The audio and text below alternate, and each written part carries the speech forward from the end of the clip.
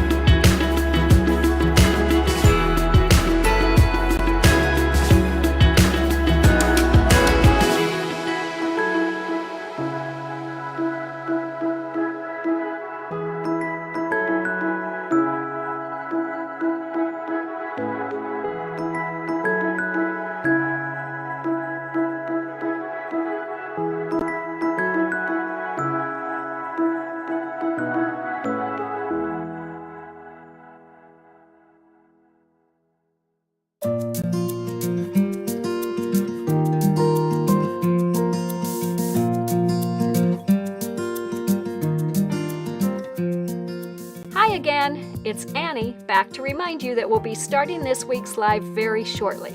We've got a really fun episode planned for today, and we'll see you soon.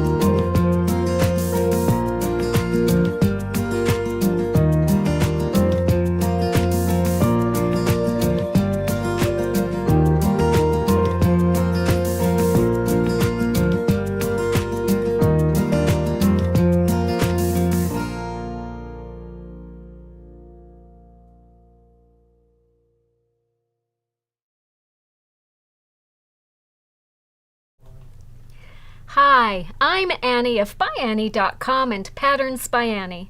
Thank you so much for joining us for episode 12 of season 4 of Live with Annie.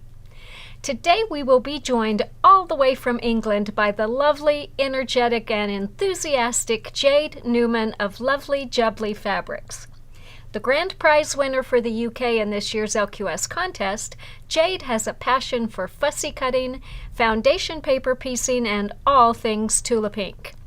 Stay tuned as Jade shares her tips, tricks, and techniques. We are so happy to see you all here today, and thank you for being with us. Whether it's your first time watching Live with Annie or you've watched all 148 episodes, welcome. We know there are lots of things you could be doing with this time, and it always warms our hearts to know that you took the time to be with us. If you enjoy these episodes, please take a minute to follow us wherever you are watching. And if you know someone else who you think might enjoy the information that we share, we would love it if you would tell them about Live with Annie too. The easiest way to do that is to just tag them while you're watching. That will take them directly to the episode so they can watch it too. Also, we love reading your comments, so please be sure to interact with us throughout this presentation. Tell us what you think about what we're showing, share your tips and tricks, and tell us what projects you are working on. We want to know what you think, and we love learning from you too. Be sure to add any questions you might have in the comments or chat, and we will do our best to answer them before we close. Last week, we celebrated local quilt shops around the world as we announced the winners in our 7th annual local quilt shop contest.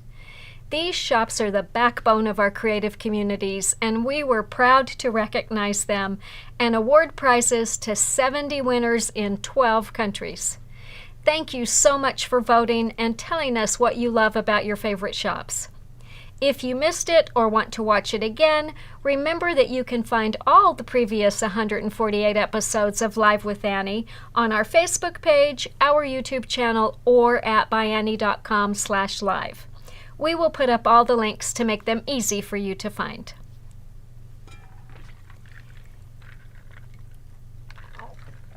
Quick drink before we start. All right, as I said, today we are being joined by one of those winners, Jade Newman of Lovely Jubbly Fabrics in the UK. Jade is passionate about bag making and modern quilts, and Lovely Jubbly is one of the biggest independent stockists of ByAnnie patterns and supplies and Tula Pink fabrics in the UK. Jade's favorite designer is Tula Pink, but she also loves to design her own patterns. When I met Jade at market in Houston last fall, she told me that her absolute favorite techniques are foundation paper piecing and fussy cutting. I know she's got some great tips to share, so please help me welcome Jade Newman all the way from Ferndown, England. Hello, I don't know. Oh, hi. There you are. Here I am. Hi, Annie. Welcome. It is so awesome to see you. And before we get going, I want to say congrats in person for being the grand prize winner for the US or the UK in this year's contest. Who knew when we planned this episode of Live with Annie when we met in Houston that we'd be celebrating a win too? Thank you so much. It's an absolute honor to be the winner. It's kind of it was a big surprise for us. We did campaign to win, and it's really nice to kind of get the recognition for being a quilt shop that goes a little extra mile for everybody. So yeah, I really appreciate everyone's votes and for you guys for running such a great contest. Thank you. Well, and we appreciate you. It's always nice to be able, when people say we need supplies in the UK, to have some choices to refer them to. So before we get into the weeds on fussy cutting and foundation piecing, we are going to share a nice video that we put together at the end of this segment today that shows the store and tells some of your history. But can you give us just a real quick little talk about your background and how Lovely Jubbly got started? I can. I'm going to try and also remember to take a drink at some point. So I actually trained as a costume designer and maker. I worked in film and theatre, and then I don't like to have a boss, basically. So I started my own business making handbags. This is really social media and any kind of access to anything online over 15 years ago. And so I would draft my own bag patterns and make up the products. And it was a struggle for a long time. So it's very hard to get yourself out there as a pre-social media, as a designer and a maker. And I was like slowly building a little bit of momentum. But one of the comments I used to get all the time is, where do you get your fabric from? So when, about sort of fast forward about 6 years into the business, and I was looking to really increase something without adding to the creative load on my shoulders, I decided to start selling the fabrics that I loved. And it's basically where my love of Tula Pink came from. And well, that's basically it. And then I started making quilts at the same time. So I never trained as a quilt maker, but I understand how to custom make anything in any size, because that is the job of a costume designer, to make it fit one person. And then we've just basically celebrated 8 years of Lovely Jubbly Fabrics. We've just won the UK Grand Prize with you guys in the local quilt shop contest. So it's been quite a journey, but it started from very different beginnings, and then I've gone full circle, and now I really specialize in bag making and modern quilts in my shop. So yeah, it's kind of a weird and wonderful journey. That is really awesome to hear. And, I think that a background as a costume maker, you learned, like you said, to fit bodies, but the three-dimensionality of all that had to be so helpful as you start working on purses and things. So, yeah, that's a terrific background to have. So I understand that you are mostly an online store, but that you are open occasionally throughout the year, and that you are open this month for a lot of in-store shopping. In fact, you were open today. So I know you're doing some special celebrations this month with a ByAnnie bag making bonanza. Can you tell us a little bit about some of the events and projects that you have planned this month? Sure. So we have been open since February 27th, and we've done a full month because we got from you guys a very large Tula Pink trunk show that we've had delivered. So we have over 20 individual bag models in the shop. You can see a couple. Hold on, I've got to get my meteorological skills behind me. Usually I'm live on Instagram, which is in mirror version, or mirror image, so it takes me a little while to figure out which way to face or point. But yeah, so we've got see, I can't get it right. We've got bags in the shop for everyone to come in and have a look at. We are open. We're not open Sundays, Mondays. We've actually only got about 5 days left of shopping in the event. We're open until the end of this week for people to pop in, and then we're open a couple of days next week, and then it's the end of our trunk show and this sort of celebratory element of the event.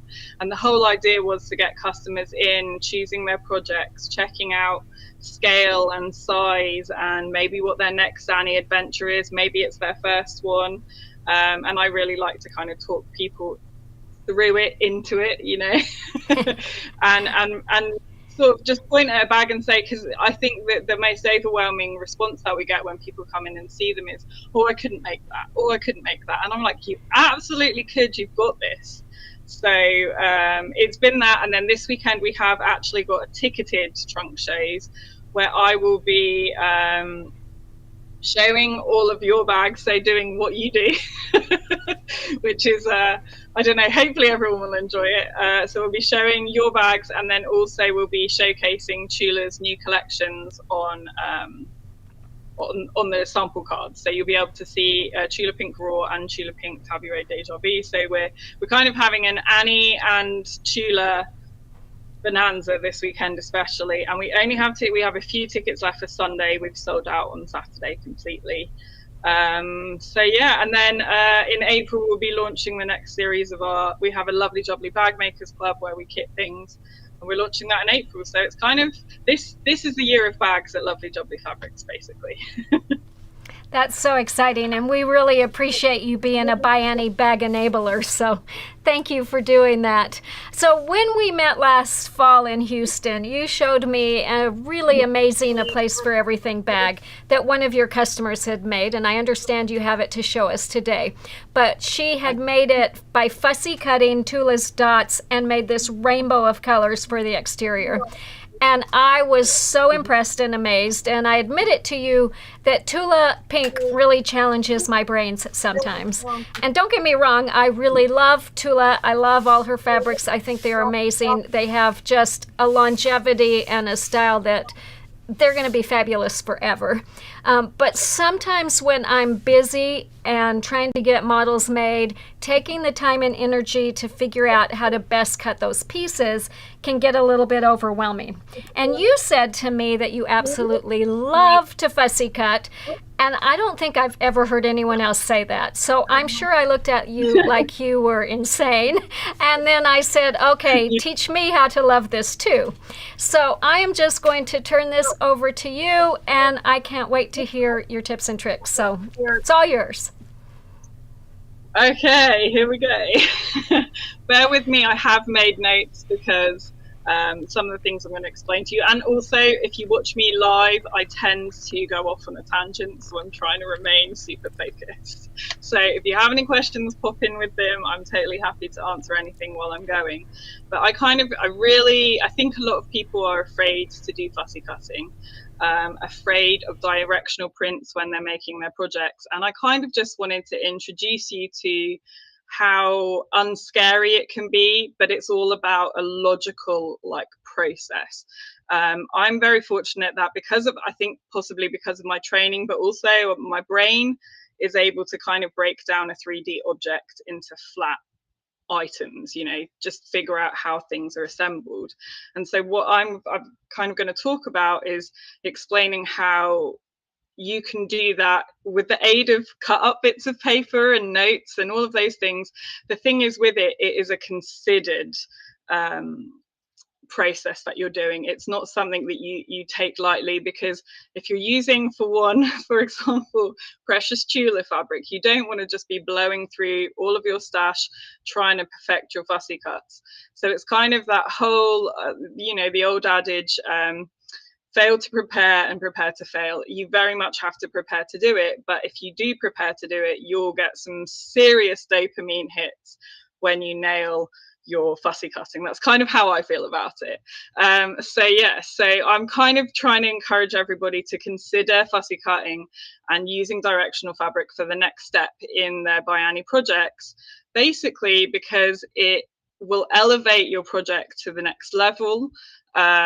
It's super exciting and fun to do, especially if you love Tula.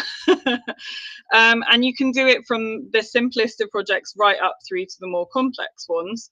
So I've got a couple of little examples, because this is, of course, a show and tell type talk that I'm doing. So ultimately, I have these little clam ups here. So this is an extra small. As you guys can see, let me just show it to the camera a little bit. I have fussy cut one of my favorite Tula prints on the front of it. I've also fussy cut a little guy on the back. And I've done this Queen of Hearts, sorry, not Queen of Diamonds. And these ones, this is fussy cutting at kind of the most accessible level, I would say, because all you're really thinking about is directional. So Annie's patterns all include information regarding consideration for directional cutting. When you're looking at your pattern sizes and the pieces that you're cutting, you're considering cutting these extra pieces, but what I'm kind of suggesting is that you're also examining at the same time the fabric that you're going to use. So this design of the Red Queen, that's from Tula's Curiouser collection, I measured very carefully which bag it would fit on. So this is actually something we do as a kit in our lovely Jubbly Bag Makers Club. And I kind of add supplementary information regarding how you would go about cutting the queen. But we basically provide you the exact amount of fabric to do it, because it's all about thinking about the direction your fabric is going to be facing when you're using it.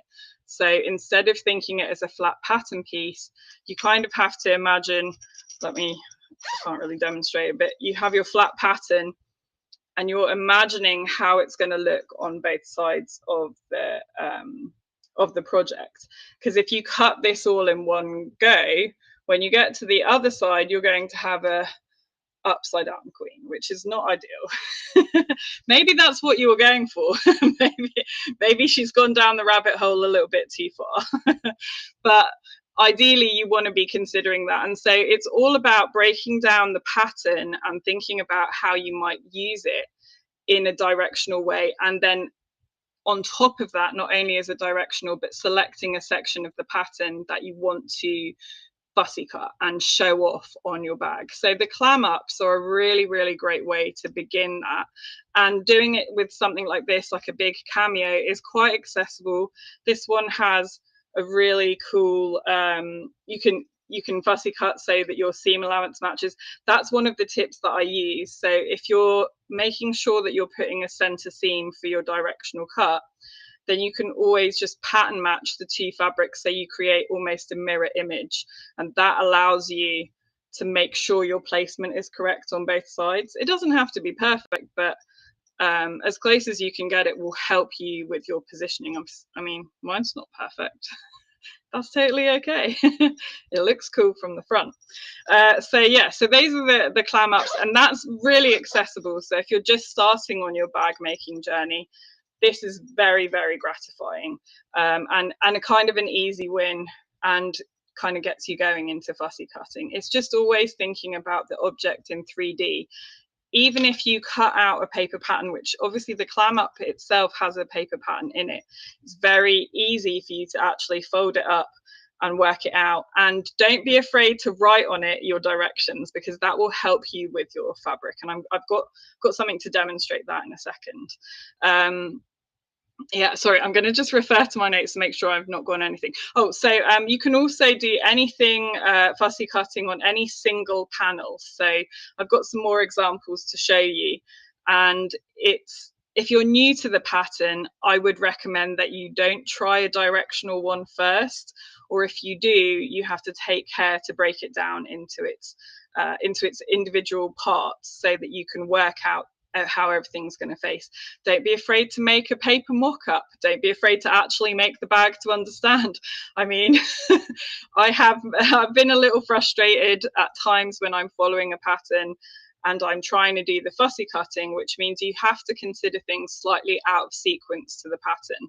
And that means you might miss a step, think you know better, which is what I do, and then suddenly go, oh, I've made an error here. So it's very it can be quite tricky to think about. Don't try and bend your brain around it. I always just think, use a piece of paper and simulate what the bag is going to do, how you're going to create that shape, and then write on it when it's sort of simulated. So let's say we're simulating a clam up here, write on it, this is the way up for this one. I mean, and then the same on this one, so that when you open it out, you go, oh, I understand how to place my fabric. It's all about figuring out how to transform something flat to something 3D. And when you're doing fussy cutting or directional cutting, that's the thing that you need to think about more than anything. I'm just going to flip my paper over. So as I mentioned before, we do make kits for our ByAnnie bags that we make in-house. They're usually all Tula, and I just wanted to really quickly show you what we do with those, because we've done, for example, this is actually a Ruby Star Society one, and the Easy does it, and we're trying to get you, we don't want you to buy an Annie pattern at Lovely Jubbly Fabrics and then be disappointed with the result because you maybe didn't understand how to approach the pattern, what to do. There are so many tools and pieces of information provided in the pattern. There's the support videos, there's great directions, there's so much accessible information to help you make it successful. But you've kind of got to do it on a journey, and you want to build your skills, and then you will become a ByAnnie bag addict. My name is Jade Newman, and I am a ByAnnie bag addict. And we do these kits to kind of help you grow on your journey. We're launching a new set this year to make sewists bags with Tula Pink fabric. But we basically send you like a little box. It has everything in it. You have thread and the exact amount of soften, stable, or stabilizers that you need, the fabric, instructions to help you do your fussy cutting, all of those different things. So it's achievable to do fussy cutting. Like I send a lot of directional fabric just in general. So if you work with Tula, there's a lot of directional stuff, and we try and like help you go on a journey. We're not trying to give you a pattern that you find difficult and then never come back to it again. We want you to kind of figure it all out and then hopefully find it a really joyful experience, which is what we do. So the next thing I'm going to show you is something that I've made especially to show on the live with Annie. So this is the, you can consider your construction of your project and plan your fussy cut placement by breaking down the pattern into its parts. So this is the Payday pattern in the small, and I've made it using Tula's Lunar Lion, because it's one of my favorite fabrics that she's done. But I really thought it would be a perfect way to demonstrate fussy cutting with you. And I've also made a paper visual aid to kind of explain how I planned making this project. So rather than go into the kind of minutiae of how you would go about measuring it, excuse me, I'm going to just show you how you would approach setting up your pattern to do this. So I'm just going to show you the amount of fussy cutting that's on here. So I fussy cut the lion to sit perfectly on the bag, but I'm also very, very conscious not to use the lions where they're not going to be super visible. So I've also got them, or got this beautiful lion on the back on a fussy cut pocket. And then I also have, the lion is actually in here as well. So I spent some time, I also fussy cut my lining to put the swallow sort of centrally on here. And this is a bit of a brain bender, if you will. So it's really important to kind of break down the pattern into individual pieces.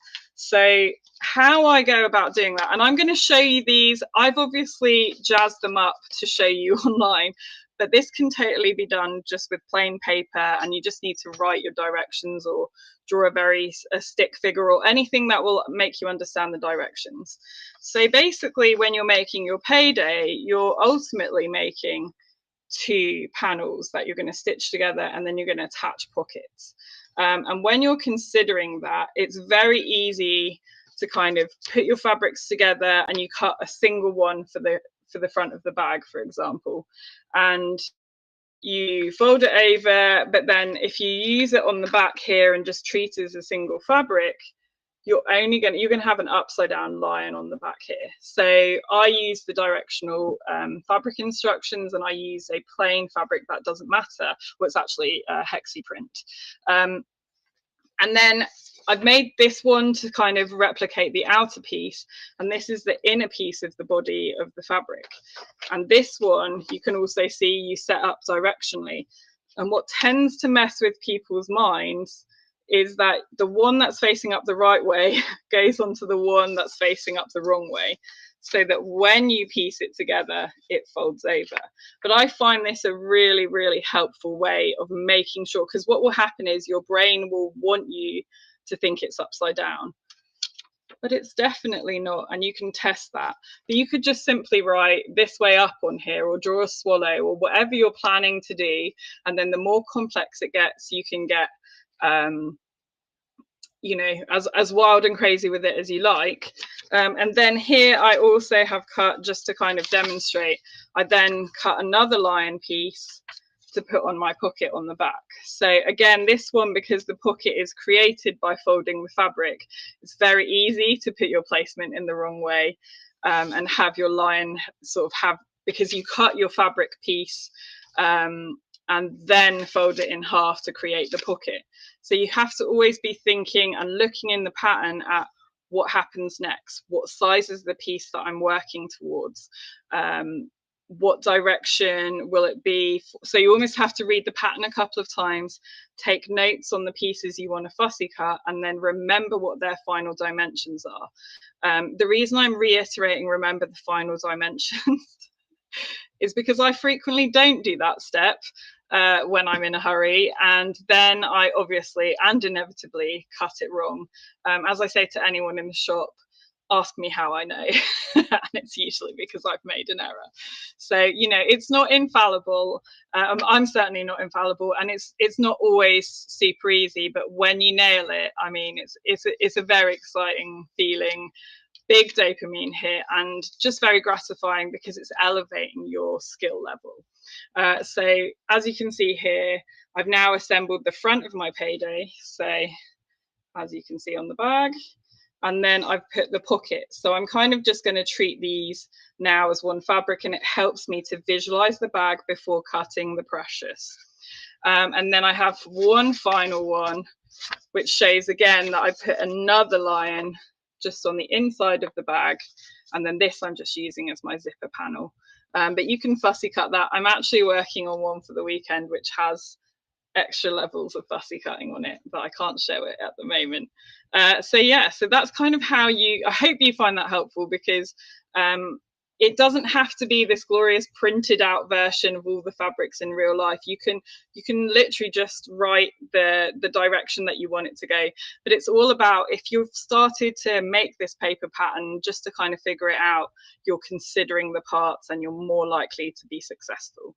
I think Jake has a photo of the flat lay of the lion fabric. Yeah, so there's a photo there that just shows, and you can see how I've used my ruler and I've placed the fabric. So you can see the sort of the front of the bag in the top left hand corner. There's a pocket in the top right hand corner, and then that's me measuring for the second pocket. So I've actually made the line exactly the same positioning as I did on the front of the bag. So it's all about kind of considering it. I cut everything in one long strip and then broke it down. There is a bit of wastage, which is the thing I'm going to talk about next. But yeah, that's it. Thank you, Jake. That basically kind of allows you to figure out how to place your pattern, and the Payday is a really good way to do that. There's no quilting, there is no binding. It's a really, really fun project. This is my favorite Annie bag that has ever existed. Not this particular one, although I'm very fond of it, but as a pattern, not, there are other ones that I also love, but this is, the second I saw it, I got so excited. I think that's why Annie describes me as super enthusiastic, because I was like, oh my gosh, I love this so much when I got to Quilt Market and met up with her. So yeah, it's a fantastic pattern, and really, really good to elevate you. So you can maybe go from your clam ups and your easy does it's that you've been doing your fussy cutting on, and you can go straight onto doing something like this. So yeah, so that's the Payday. And then what I just sort of briefly mentioned was considering whether your fussy cutting is worth it. This is so important. Again, ask me how I know. But this is a running with scissors that I made. Any of the folio bags, anything that has pockets covering the main fabric, super important for you to kind of figure out when you're looking at the bag itself. And if you've had the opportunity to go to a shop and see one, great. If you've made one or a friend's made one, take a look at the bag if you can. Before you do too much heavy fussy cutting, consider whether you will see your fussy cuts. That is a very, very important point. And the reason I mention that is that particularly the running with scissors has two pocket panels that cover, you basically see a sliver of the main body fabric. So when you're reading the quilt instructions, you may assume that the main body fabric is something that's going to be super visible, but in these types of patterns, it isn't at all. And so is it worth you doing insane levels of fussy cutting and organizing and centering for the lining of your pocket? You may well decide that it absolutely is, but essentially, and obviously this isn't the best example, but it's a good example, that you are, all of the main fabric is just on the inside here, and so all of that fussy cutting time you spent should have just been spent working on your pockets, your actual pocket ones. So it's understanding how the bag is made is really, really important when you're planning fussy cutting. You could have I did directionally cut this, so there is a seam under my webbing so that it's facing the same direction in both pockets, but it's completely unnecessary. That's just me going another level.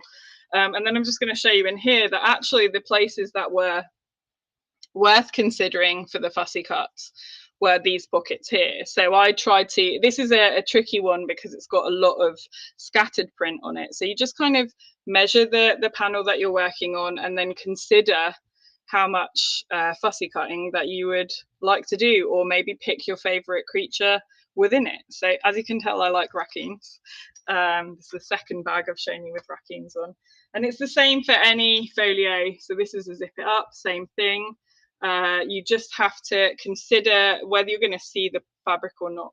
So when I was making this one, there's a pocket on one side and it's plain on the other. So this is main fabric. So I made sure this was fussy cut, and then I fussy cut my pocket, but I didn't worry too much about the placement for the inside. Hope that's okay. Annie, if you've got any questions, you're very welcome to step in. I've got plenty more to say. I actually, am I on? So I actually wanted to show you a run-in with scissors that I knew enough that the inside wasn't going to show. So if you look at mine is actually cut sideways on the fabric because it made better use of the fabric. And I very carefully fussy cut. This is Tula's Zuma print, which has these seahorses and whales on it. I very carefully cut both pieces for the front and back pockets, but I totally forgot that there was going to be a border on the front. And I mean, really, I could have left that border off. On this project, it's purely decorative. Sometimes we put a border on to cover magnets or something, but that wasn't the case on here. So when I got done, my seahorses all had their heads chopped off.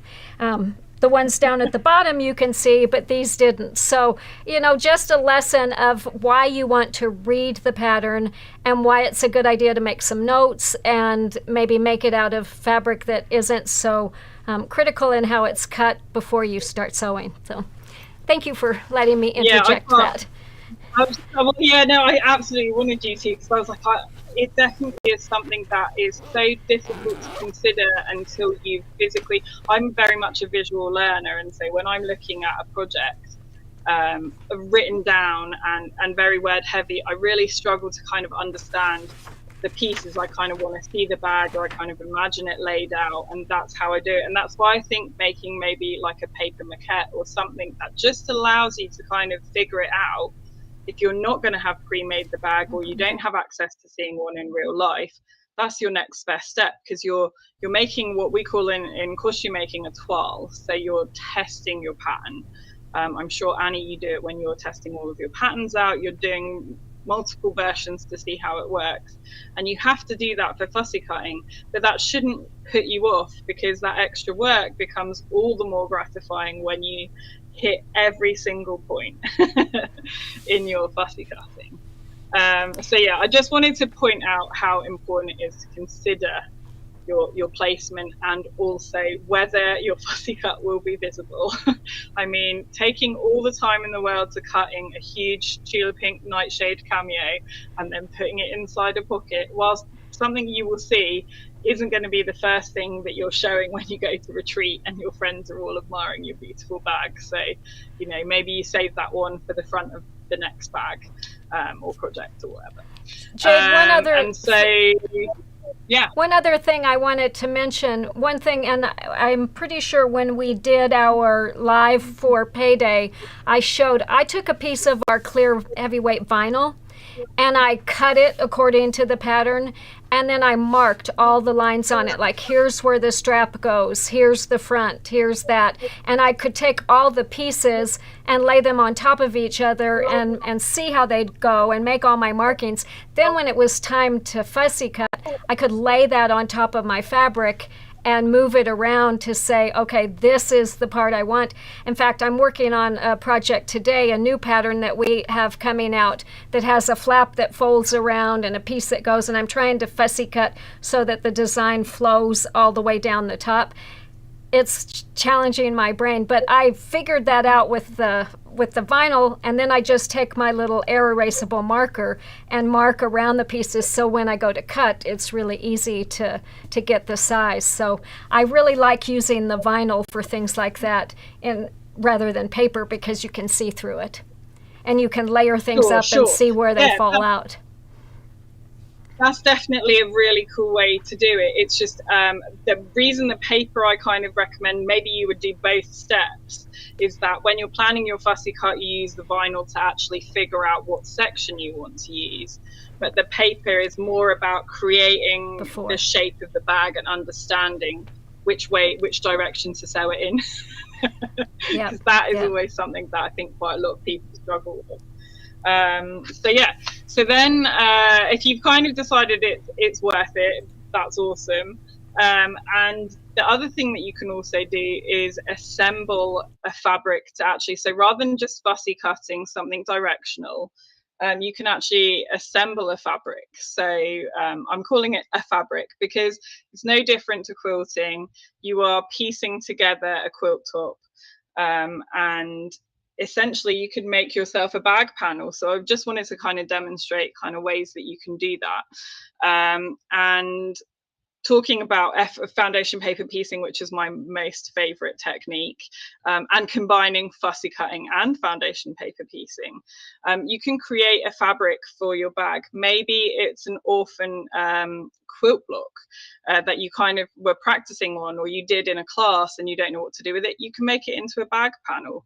You kind of you can plan the block specifically, or you can just use something that you have.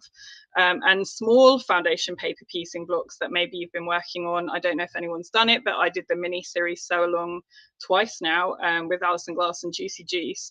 And those patterns are really great. I've got a bunch of them here to show you guys.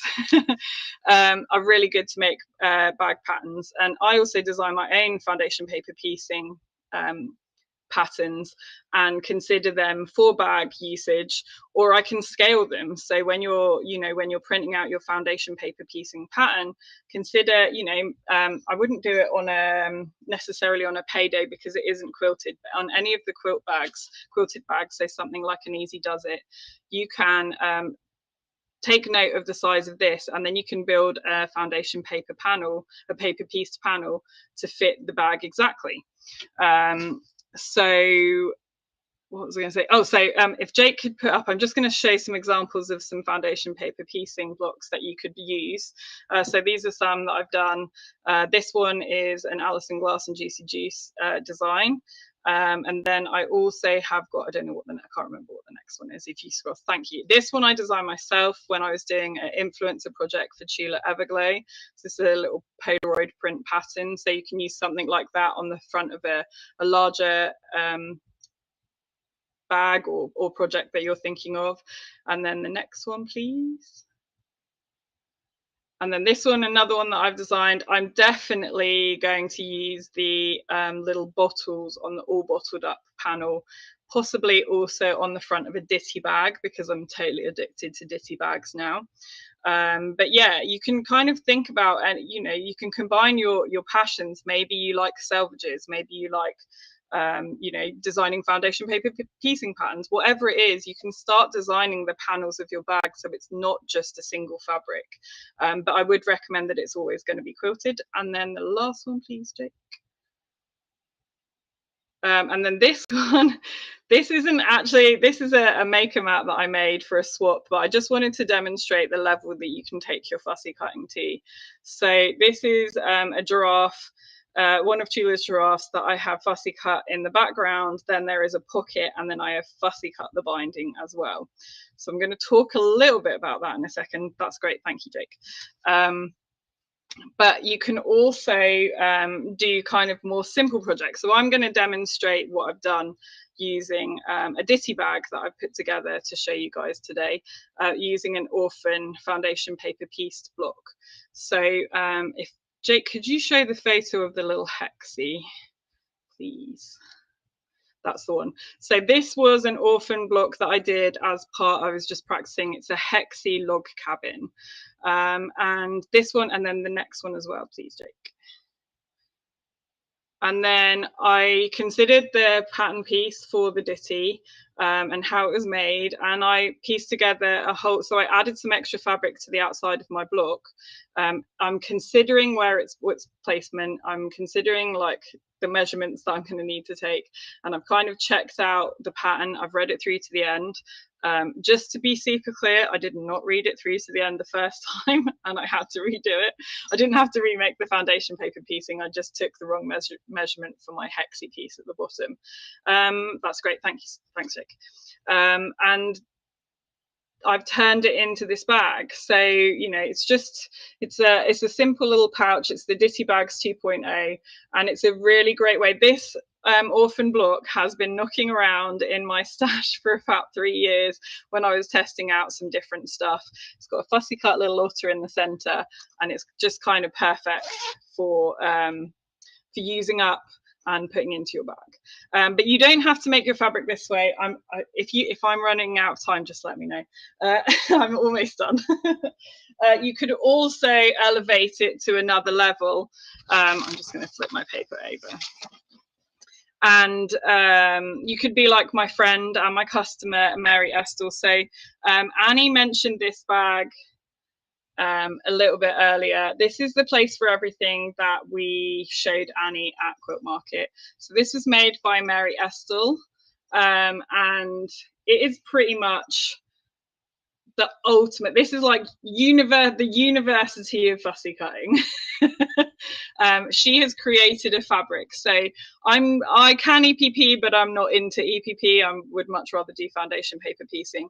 But Mary actually created a fabric by fussy cutting. So this bag is created using all of Tula's pom-poms in the neon colors and then sewn together as hexes. So Mary's actually fussy cut everything, considered the panels for her bag. So she made a fabric before she started and then put it all together. Then she fussy cut the animals on the front. I'm sure the comments are kind of blowing up because this is one of the greatest bags ever made. Tula loved it. Annie also loved it. But yeah, this is another way that you can, this is fussy cutting extreme. And also it's all about preparing a fabric. So it's kind of elevating your project again because you're creating a fabric to make your bag out of rather than just using a single fabric in one direction. And I don't know if I mentioned it's a place for everything bag. And thank you, Mary, for loaning it to me for the live.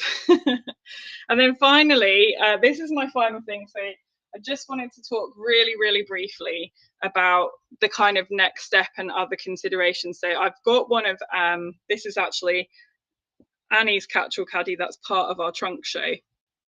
And it's got the fussy cut dog on the front, and I'm using it to kind of demonstrate these layered pockets that you can use on the catch-all caddy and how maybe you would want to fussy cut this so that this matched the back. And you guys won't get the reference, or the English people will, but here's one I made earlier. I've actually made a panel for a catch-all caddy to kind of demonstrate what you can do. It was a little ill-conceived of me to put the handle on, honestly, but I just kind of wanted to show how it worked. But I've actually made this, so I'm just going to take it apart just to demonstrate to you. Well, actually, you can hopefully see right now. I'm just trying to check that you guys can see it, but it's fussy cut so that the pattern goes over both panels. And the way that I created that was I made, because it's not the pocket panel itself isn't that much smaller than the main panel on the catch-all caddy, so we actually made two identical pieces. I've got photos and things that I can show you guys. I might do a little tutorial about it, but I made two identical pieces of fabric, so as if I was making the front of the caddy twice, and then I cut one down so that the panels match. And as you can see, if I can get it to sit really nice, it's a pretty much spot on movement. Now you can be a movement, I don't even know why I said that. It's a pretty much a spot on match for that. And it takes a little bit of work, but as long as you do all your measuring and figure everything out, you can kind of get something. So I really wanted to put this on the side of a bag. It's not really the right size cameo for the catch-all caddy, so I made it work and I made it go over the both layers. So I've done that, and as you can see, I've actually only just clipped on my binding, and it's because I also wanted to really quickly show you the level you can take it to. So hold on. Got a little surprise in here because I have also done a fussy cut binding for this one, and with the fussy cut binding it's actually not as tricky. Hopefully this will just work as I roll it over. Yeah, so I've also put a fussy cut binding on the edge, so now when I place it on, bear with me 1 second, putting a couple of clips on, I'm doing my best quick application of clips. You can then put it back onto the front of your bag. Hopefully that will work. It's not that right. pretty place. It does work when it's actually flat, so that you have a seamless drawing on your pocket. And it's actually not as tricky to achieve as you would think. It's all about considering where the binding is going to be and then cutting your fabric accordingly. So it's really only possible on on straight seam binding. So only on your straight ones, so across catch or caddies, across the edges of pockets. And the way that I achieve it, I've got a little bit of washi tape here, is I measure. So usually your binding is going to come onto the front of your bag or onto the front of your pocket by 3/8 of an inch. So I put a 3/8 of an inch line of tape across the front of my design, across the front of my pocket panel. It's not sticking, obviously. Hold on. There we go. And then everything that you can see above the line of tape is the piece of fabric I'm looking for in my binding. It's as simple as that. You're looking to replicate that exact design that is happening along the top of it. And then you have to kind of turn your brain inside out and upside down, because you then have to cut the opposite. So how I create it is I actually take a much larger piece of fabric, which I know definitely has the piece I want in it, which you can just see by looking at the top of your bag or your bag panel.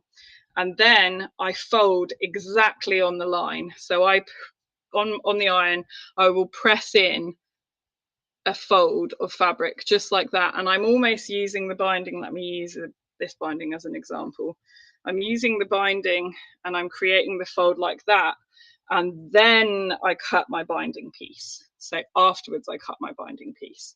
So it's the kind of opposite of doing it. And then if you stitch it on in exactly the right position, which you're going to be checking, you can use basting tape and flip it over and check the whole time.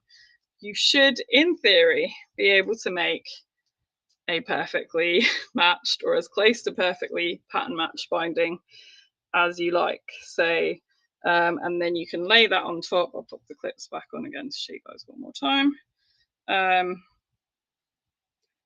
Let's just put it on like that, and then you can use a bigger pattern on the side of a panel that isn't maybe quite tall enough. So I'm trying to show that. Okay, and scene. I'm done. Am I on? That was amazing.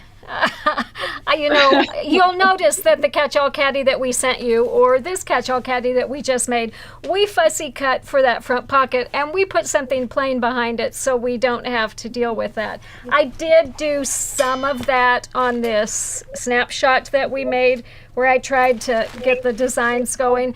But that was a really great tip, the idea of putting the washi tape on and then cutting above and below to make sure you get it. So I loved that. I also really loved the one where you did the orphan hexi block and then paired it with a hexi fabric to kind of blend it all together. So those were really, really awesome tips. Thank you, thank you, thank you. I loved seeing them. It looks like we don't have any questions. You did such a good job. Either people were going, oh my gosh, I can't do that, or they were saying, yeah, I get it, I get it. I love the idea of the paper thing and labeling it and folding it to get it to work. That's such a good idea. So thank you so much, Jade, for sharing all those tips with us. We really appreciate it. I know it's nighttime and bedtime probably there, and you've got another really busy day tomorrow with open hours. So thank you. We are going to let you go get some sleep. I hope you have a great trunk show this weekend. Tell everybody hi from me, and enjoy it all. And I'll look forward to seeing you again soon. Are you planning to come to Houston this fall? Yeah, we'll be in Houston this fall. Definitely. Yeah, we'll be there. We'll see you there. All right. We will look forward. Thank you so much for having me. All right. Thanks Bye. for joining us. Take care. Thank you. Fun. I really loved seeing Jade's tips for fussy cutting, foundation piecing, and if your travels take you to England, be sure to stop in and visit Jade and Lindsay at Lovely Jubbly Fabrics. Just remember, they aren't open for in-person shopping all the time, so be sure to check their website for details on that. And as always, please ask for patterns and supplies that we talked about today at your favorite local quilt shop. Shops are such an important part of our sewing and quilting communities, and it really is up to all of us to keep them strong and vibrant. Of course, if they don't have those products, they can get them either from their favorite distributor or right from us, and we're always happy to set up wholesale accounts for qualified stores, so just have them contact us and we'll get them all set up. All right, be sure to stay tuned at the end of this episode to see the video clips of local quilt shops that we featured on social media this week. In addition to Lovely Jubbly Fabrics, we are also featuring Artistic Artifacts, who was the regional winner for Virginia. They're going to have a ByAnnie trunk show on display from March 21st to April 18th, and also Janean's Bernina in Pasco, Washington, who also has a ByAnnie trunk show on display from April 22nd or March 22nd to April 19th. And they're also going to be vending at the Tri-Cities Quilt Show the 22nd and 23rd of March. So that I think they'll probably have some of our models there too. Remember too that there are some statewide shop hops happening in Texas and Florida throughout March and April. And then in April and May, there's going to be a 2-state Kansas-Nebraska hop, as well as a Minnesota statewide shop hop. And you'll find all the details about those at the Shop Hop Inc. Facebook page, and we'll put up the links so you can find that easily. We are really proud to be a sponsor of those shop hops, and I know there are a lot of trunk shows who are participating, or trunk shows that we're sending out to shops who are participating. So be sure to check out all the shops along the way, and if they've got a ByAnnie trunk show, be sure to tell them that Annie sent you. All right, thank you so much to everyone who joined us today. We will be back next Wednesday at 2 p.m. Mountain Time with another really awesome episode of Live with Annie. We will be joined in the studio that day by the fabulous Erin Mankowski of Millie's Design Co. in Texas. And Erin is going to share some tips and tricks for making ByAnnie projects using alternative materials like cork and vinyl. She is really an expert, so mark your calendar now and tell your friends too, because you won't want to miss it. And until then, happy stitching!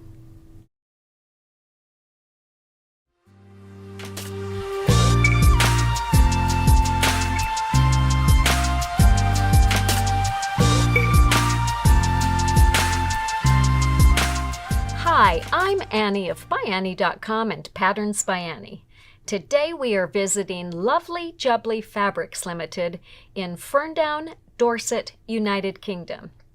The grand prize winner for the UK in the 2024 LQS Contest, they are celebrating with a month-long ByAnnie bag-making bonanza.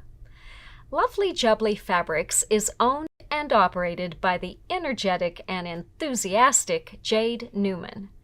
Jade tells us, I trained as a costume designer and maker and worked in theater and film before starting my own business designing and making handbags over 15 years ago. I'm passionate about bag making and modern quilting and am so thrilled to have gone full circle to the roots of my business and to be selling my own range of bag making supplies in my fabric store. My favorite techniques are foundation paper piecing and fussy cutting, and I love to design my own patterns. My favorite designer is Tula Pink. I also love to travel and will take any opportunity for the next adventure in a new place. I think I've always been an entrepreneur at heart. I started making handbags, which I designed from scratch, cutting patterns and constructing them. Back then, social media was in its infancy, and there wasn't much access to bag makers or patterns, so I just figured it all out by myself using my pattern cutting training. I added makeup and wash bags to my ranges, and they really took off, and I got asked all the time where I got my fabric. So back in 2015, when I wanted to expand the business, it just made sense to me to start selling fabric, and more specifically, quilting fabrics. I had made a few quilts for gifts at that point, and I used quilting cottons for my makeup bags, as they always had the most fabulous prints. I've just celebrated the 8th year of Lovely Jubbly Fabrics, and 8 years having a physical business premises. It's wild to see the growth from my very humble beginnings. We've also just celebrated our first year in our larger studio space. It's on an industrial estate near the coastal town of Bernina, a very beautiful corner of the UK. It's an explosion of color in a very corporate business center. We're not open all the time, but instead schedule open weeks several times a year, as well as hosting special events. I've merchandised the store to have a rainbow everywhere you look, designed to inspire your project and brighten your day. We are one of the biggest independent stockists of ByAnnie patterns and supplies and Tula Pink fabrics in the UK. We have Aurifil and Metler threads, bag making supplies, stabilizers and tools, patterns, and piles of beautiful fabric. We are celebrating our win in the LQS Contest with a month-long ByAnnie bag-making bonanza, which includes a ByAnnie trunk show which will be on display in the store until March 27th. A special highlight will be our ticketed trunk show event on March 24th, celebrating all things ByAnnie and Tula Pink. Take the opportunity to visit the shop in person and browse our vast range of fabrics, our full range of ByAnnie notions, hardware, zippers, patterns, and so much more. We'll have lots of ByAnnie bags to inspire you, along with all the zippers, elastics, and hardware to help you plan your project. Plus, the whole team is experienced in making ByAnnie patterns. We will be opening bookings for Payday classes and mini retreats at the shop very soon. I want to give a huge shout out to Lindsay Norris, my best friend of 20 years, who has been working full-time with me for nearly 3 years. I don't know how I ever managed before she started, and it's a joy to spend every day with my best friend and take the business to the next level. That's Lindsay dressed as the unicorn. When asked about the impact of the LQS contest on the store, Jade told us, "The contest has been fantastic for the store and our visibility as a leading supplier of ByAnnie supplies in the UK. It's been great to welcome so many new customers as a result of the contest, as we're so passionate about ByAnnie products and the quality of the products and supplies." I really enjoyed learning more about Lovely Jubbly fabrics and was thrilled to welcome Jade as a guest on Live with Annie in Season 4, Episode 12. Jade shared her passion for fussy cutting and foundation piecing, so be sure to check it out. Remember that Lovely Jubbly is primarily an online store and only open for in-person shopping during select times throughout the year. So be sure to check out their website for more details. It might just be worth a trip to England. Jade tells us that they're in one of the most beautiful areas of the UK. They have 7 miles of sandy beaches and are right next door to the world-famous Jurassic Coast and Corfe Castle, the New Forest, and just an hour from Stonehenge. That sounds amazing. I'm ready to go.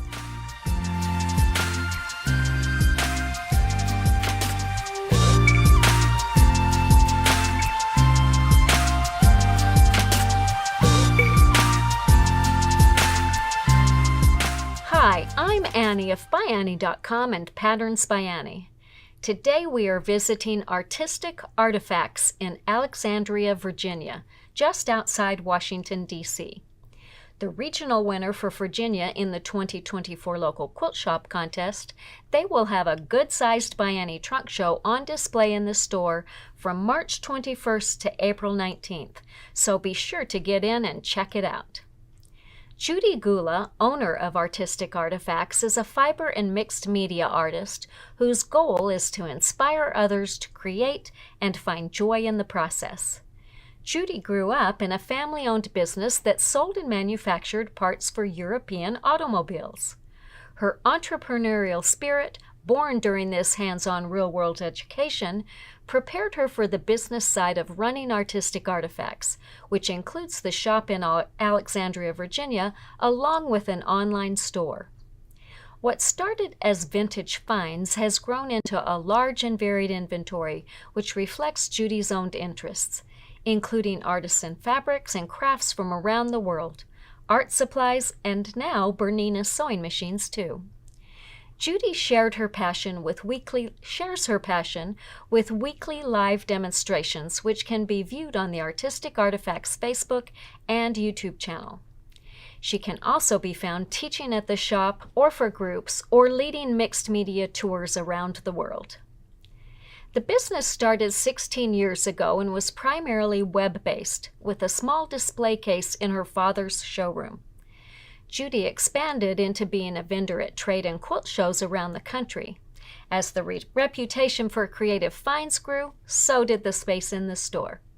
The shop now occupies 3 showrooms as well as a service area for 2 Bernina technicians, classrooms, and warehouse space for inventory and shipping, as well as some wet classes such as indigo dyeing.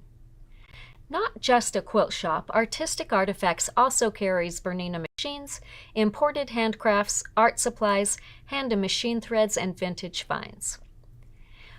Artistic Artifacts is a busy place with lots of classes and events. They'll have a ByAnnie trunk show on display from March 21st to April 18th, and Judy told me that this is their first trunk show ever. I was excited to hear that and look forward to working with them even more in the future. Their second Creative Minds Summit takes place April 19th to 21st, with 4 nationally known artists teaching 11 classes over 3 days. Registration is open on their website. They are also participating in the Mid-Atlantic Shop Hop in July and August.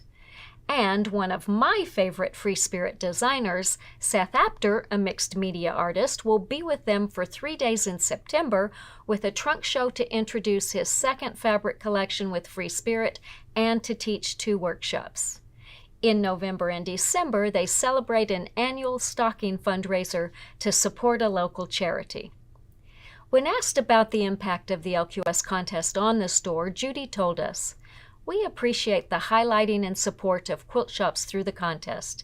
Because of our location right off Interstate 495, we get frequent visitors who are traveling along the East Coast who heard about us through the contest. We also appreciate the opportunity to see the comments our customers share and make sure the staff get the feedback." We send congratulations again to Judy and everyone at Artistic Artifacts on being the regional winner for Virginia. Your store looks like such a fun and happy place to gather with fellow creatives.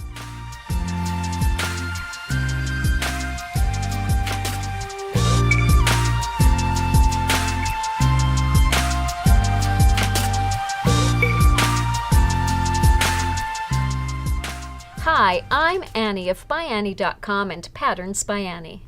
Today we are visiting Janean's Bernina in Pasco, Washington. They'll have a ByAnnie trunk show on display in the store from March 22nd to April 19th, so we wanted to give you a heads up about that. Janean and Dewey Stevens have owned Janean's Bernina since November 2003. Their goal is to encourage the art of sewing and embroidery, and they are the only full-service Bernina dealer in the Tri-City area. Janean's Bernina is a bright and happy store with great samples hanging to spark your creativity. Located in West Pasco, Washington, the 2,500 square foot store includes a great classroom and inspiration around every corner. The store carries a full selection of Bernina sergers, sewing and embroidery machines, and Bernette machines. Their mastery classes will get new Bernina owners sewing quickly and comfortably, and their Bernina-trained technical department is very highly rated. The store hosts many fun and inspiring classes to encourage you to enjoy sewing all year long, covering many techniques from garment and bag making to quilt making and general sewing. They stock quilt fabric, garment fabric, notions, and lots of thread, including the full line of Isacord thread, as well as an extensive line of Metler, Aurifil, and Superior threads. They also stock many sewing notions, patterns, books, and specialty fabrics for one-stop shopping. Customers who voted for Janean's Bernina in this year's LQS contest praised the store's comfortable environment, educational opportunities, and great service. Susan wrote, "This store has developed my knowledge by leaps and bounds over the past 16 years. I've gone from being able to sew a straight line to being competent in embroidery, understanding Bernina software, and purchasing and using a serger. Plus, a whole new passion has been added.